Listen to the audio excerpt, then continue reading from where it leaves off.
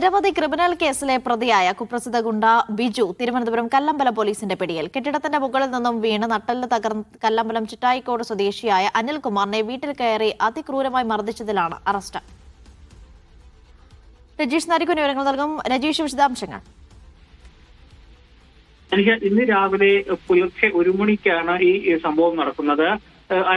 കെട്ടിടത്തിൽ വീണും അരയ്ക്ക് തകർന്ന് കിടപ്പിലായ അനിൽകുമാറിനെയാണ് കുപ്രസിദ്ധ ഗുണ്ട വാള ബിജു വീട്ടിൽ കയറി വെട്ടാൻ ശ്രമിക്കുകയും ഒപ്പം തന്നെ മർദ്ദിച്ച് പരിക്കേൽപ്പിക്കുകയും ചെയ്തിട്ടുള്ളത്. ഈ കേസിലെ പ്രതിയാണ് പോലീസ് ഇന്ന് കസ്റ്റഡിയിൽ എടുത്തിരിക്കുന്നത്.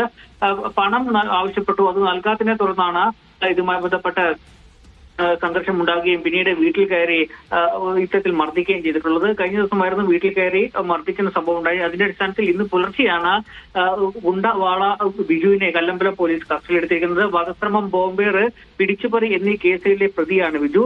കേസിന്റെ ഇതുമായി ബന്ധപ്പെട്ട പോലീസ് അറസ്റ്റ് ചെയ്തു. ഇനി കോടതിയിൽ ഹാജരാക്കി മറ്റു നടപടികൾ സ്വീകരിക്കും. ശരി.